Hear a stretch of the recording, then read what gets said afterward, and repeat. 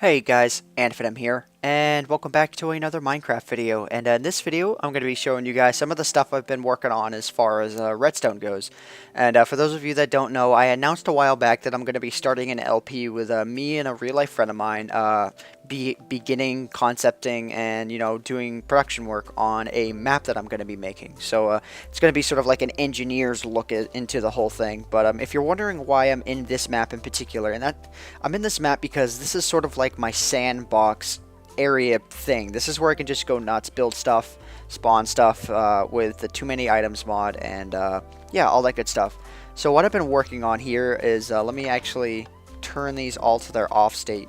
What I've been working on is I've been trying for the longest time to get a combination button lock, but I haven't been able to work it out just yet. So I figured I would start simpler and make a combination switch lock. And as you can see here, what happens is if I go and mess with these just at random, I just start deactivating them at random and, thinking maybe I'll get lucky.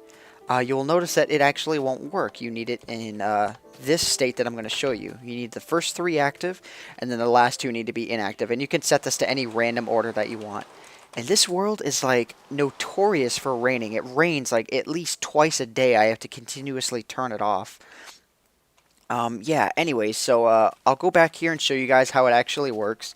What I have here is what's called an end gate, and essentially the way it works is that you have 2 redstone torches with a piece of redstone in the middle, and then a 3rd redstone torch which will be powered if neither of these are actually receive power. So if I go ahead and hit the switch here, you'll notice that it turns it off because if both of these need to not be receiving, or they need to be receiving power and be turned off. And I'll show this on a much smaller scale here with 2 buttons hooked directly to it. So as you can see, neither of these switches are hit.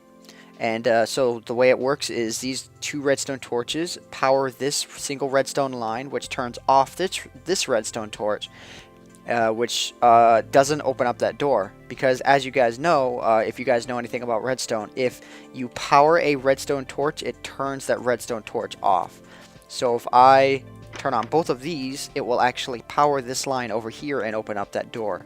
And if I close just one of these, as you can see, this one redstone torch will power this, and it'll have the same effect on this redstone torch.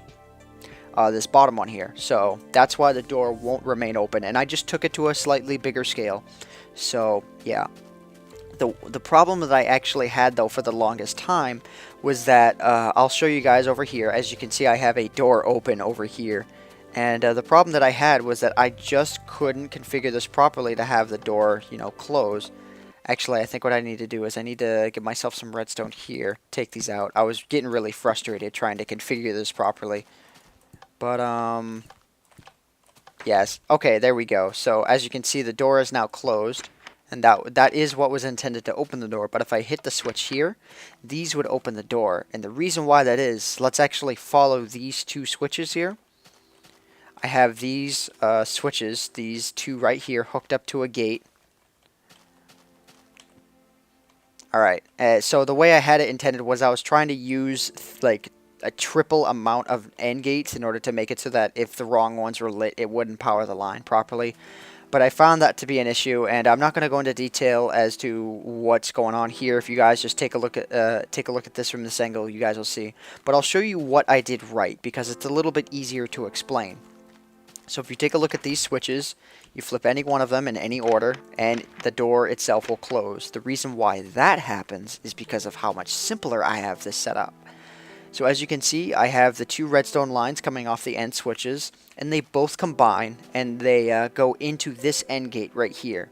Now, as you guys know, if this is powered, or if this redstone torch is on, or if this redstone torch is on, it'll power this and turn this redstone torch off. But I actually manipulated that so that if a line comes into here and powers this, it'll have the same effect. So why don't I go in here and turn on the this one right here, and it'll close the door. As you can see, the redstone line comes up, and it powers this, and all 3 of these get turned off. So sorry if the explanation has been a little bit long-winded. I hope you guys understand where I'm coming from. I'm trying to learn as much about redstone as I can, and I know I can learn it from places like the Minecraft wiki. And I actually have the redstone line running underground, so you guys can't see it. and then I have it open up the store. So yeah, that's the kinds of things that I'm going to be working on before I end up actually doing production of my redstone, or I shouldn't say redstone, but like my little adventure escape map that's going to require pistons and stuff. Though I don't think I'm actually going to start the map until 1.7 actually comes out, which is also the adventure update. So I'm going to be doing an adventure LP of that if adventure mode turns out to be really good. Man, I'm stuttering over my words tonight. I guess that's what happens when I record a video at 3:30 in the morning. But anyways, guys, I'm not going to bore you too much with the details of exactly how I'm going to be, doing stuff. But yeah, I hope you guys have enjoyed, and if you found anything informative, I hope you like it. But either way, guys, I hope you guys have enjoyed. My name is AntVenom, and I bid you all farewell. Thanks so much for watching.